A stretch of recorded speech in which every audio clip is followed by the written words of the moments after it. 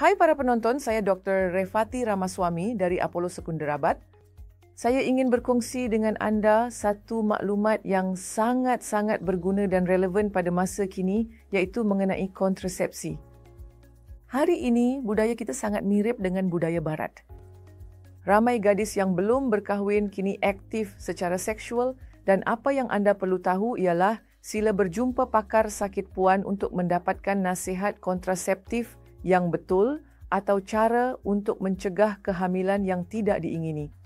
Mengapa perkara ini sangat penting? Setiap kehamilan yang tidak diingini yang anda datang kepada kami untuk meminta pengguguran sangat menyakitkan hati kami kerana setiap pengguguran boleh merosakkan bahagian dalam rahim, iaitu lapisan dalam rahim. Terdapat kemungkinan kecil bahawa anda mungkin tidak akan dapat hamil lagi, iaitu ketidaksuburan pada masa hadapan. Pengguguran juga boleh datang dengan komplikasi tersendiri.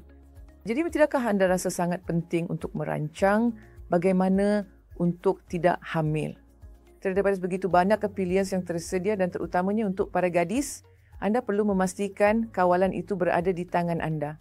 Dan dalam situasi ini, pilihan terbaik adalah pil perancang mulut yang akan dinasihatkan oleh doktor anda.